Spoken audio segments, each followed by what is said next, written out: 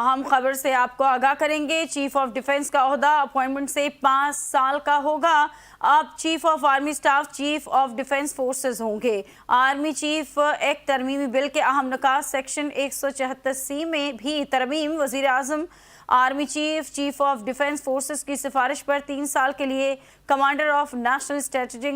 Command کا تقرر کریں گے۔ آپ کو خبر دے رہے ہیں کہ command national strategic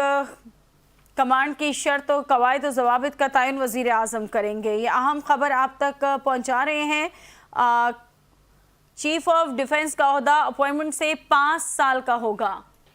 director north بے نظیر مہدی ہمارے ساتھ لائن پر موجود ہیں۔ بے نظیر، آپ کے پاس کیا خبریں ہیں؟ یہ خواجہ آصف نے قومی اسمبلی میں آرمی ایکٹ 1952 میں ترمیم کا بل جو ہے وہ پیش کیا ہے، اور یہ ایک بہت اہم ڈیولپمنٹ ہے جس کے مطابق وزیر دفاع نے یہ بھی کہا ہے کہ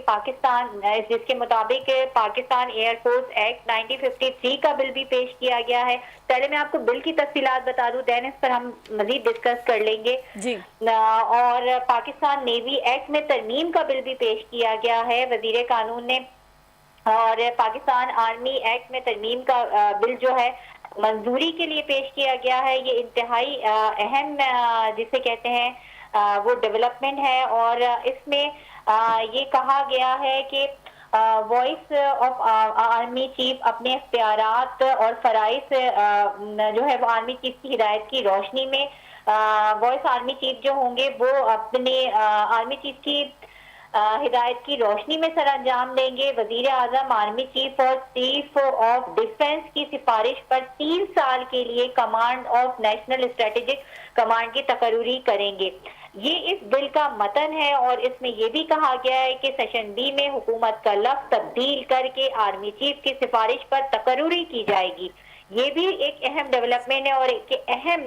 ترمیم کی گئی ہے۔ کلاس 8G میں بھی بتایا گیا ہے، ترمیم میں بتایا گیا ہے کہ جوائنٹ چیف کا جو عہدہ ہے وہ 27 نومبر 2025 سے ختم تصور ہوگا، یعنی اسی ماہ کی جو 27 تاریخ ہے اس سے، جیسے کہ پہلے بھی اس سے بات ہوتی رہی ہے بشرا، کہ joint chief of staff committee کا جو عہدہ تھا وہ اب ختم کر دیا گیا ہے، اور اس میں تاریخ بھی مینشن کر دی گئی، کیونکہ یہ جو معاملات ہیں یہ بہت سینسیٹیو معاملات ہیں، اور اس میں جو ہر چیز کی کلیئرٹی ہونا جو ہے وہ بہت ضروری ہے۔ اس کے علاوہ وفاقی حکومت میں جوائنٹ آف ڈیفنس فورسز کی سفارش پر تقرری کرے گی، اور یہ بل کا متن ہے، اور چیف آف ڈیفنس کی سفارش پر vice chief of army staff اور ڈپٹی آف آرمی چیف کا تقرر کیا جائے گا۔ دیکھیں، یہ جو بل ہے اس کی منظوری جو ہے وہ وفاقی کابینہ نے دی، اور پھر یہ بل جو ہے وہ قومی اسمبلی میں پیش کیا گیا۔ یہ ایک انتہائی اہم بل ہے، اور اس کا جو ایک تناظر ہے وہ یہ بھی ہے کہ دیکھیں پاکستان میں جو سیاسی حلقے ہیں ان میں یہ بات کی جا رہی ہے کہ اس بل کی ضرورت اور اس چینجز کی ضرورت، جو ترمیم لائی گئی ہیں اس کی ضرورت اس وجہ سے بھی اس میں پڑی ہے کہ پاکستان جو ہے وہ اس وقت آپ کو پتا ہے کہ ایک خطے میں ایک نازک ترین صورتحال سے گزر رہا ہے۔ ایک طرف جو ہے وہ بھارت ہے، وہ ہمارا دشمن ہے، اور دوسری طرف جو ہے ہم نے ایک جنگ جیتی، اور ڈپلومیٹک محاذ پر ہم کافی مضبوط جو ہے وہ ہو گئے ہیں، لیکن دوسری طرف جو پاک افغان وار کا ایک سماں ہے، کیونکہ دیکھیں پہلے ہم انٹیلیجنس بیس آپریشن کر رہے تھے اور انٹیلیجنس بیس آپریشن کیے جا رہے تھے، مگر جو وانا میں کیڈٹ کالج کے اوپر حملہ ہوا ہے، اس کے بعد جب اسلام آباد میں حملہ کیا گیا ہے G11 کی عدالت میں، تو یہ ایک بہت اہم قسم کی انڈیکیشن تھی پاک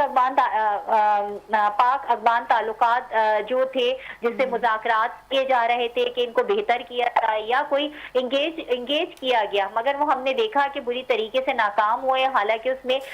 گارنٹیر بنے ضامن بنے ترکیہ اور قطر، لیکن اس کے بعد جب یہ نہیں ہو سکتا کہ اس کے بعد یہ نہیں ہو سکتا کہ جو آپ ایک طرف آپ مذاکرات کی بات کر رہے ہیں اور دوسری طرف جو ہے وہ آپ حملے کر رہے ہیں، اور نہ صرف آپ نے حملے ایسے کیے کہ 2014 کی نوعیت کا حملہ کرنے کی کوشش کی وانا کیڈٹ کالج میں، لیکن پاک فورس نے اپنی بروقت کارروائی کر کے جو تھا وہ ریسکیو کر کے تمام طلبہ طالبات کو اور اساتذہ کو باہر نکال لیا، اور جو اس کی پلاننگ کرنے والے تھے اب اس کی بھی تمام تر ڈیٹیلز جو ہیں وہ صبح سے سیکیورٹی ذرائع نے ظاہر کر دی ہیں کہ افغانستان میں اس کی پلاننگ کی گئی، کس طرح جو دہشت گرد تھے انہوں نے اپنی آئیڈینٹی کو چھپایا، اور اس کے بعد جو G11 عدالت ہے اسلام آباد کی، اس میں سب جو ہے وہ تفصیلات سامنے آ گئی۔ تو اس تمام تر تناظر میں کہ جب پاکستان کو سیکیورٹی کے جو پاکستان کے جو دشمن ہیں وہ پاکستان کی سیکیورٹی کو تباہ کرنے کے لیے سر جوڑ کر بیٹھے ہیں، تو ایسے میں جو پاکستان کی سیاسی قیادت ہے اس نے بھی نمٹنے کے لیے یہ سب ترامیم کی گئی ہیں آئین میں، اور جو ہماری سیکیورٹی فورسز ہیں ان کو ان کی جو عہدے ہیں اور ان کی جو تمام تر جو ان کو ایک آئینی کور دیا گیا، اور دیکھیں ہر چیز اس میں واضح کی گئی ہے، جیسے میں نے ذکر کیا کہ 27 نومبر سے جو ہے وہ chief of joint staff committee کا عہدہ جو ہے وہ ختم ہو جائے گا، اس کے علاوہ اور جو پاور دی گئی ہیں، تو یہ ایک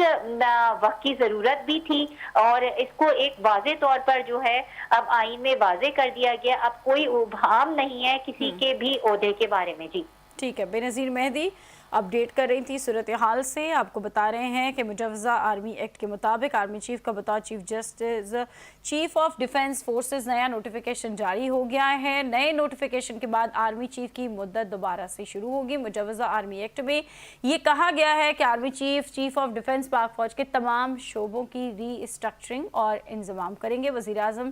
army chief chief of defence کی سفارش پر کمانڈر نیشنل اسٹریٹجک کمانڈ تعینات کریں گے۔ جی بہت شکریہ بے نظیر۔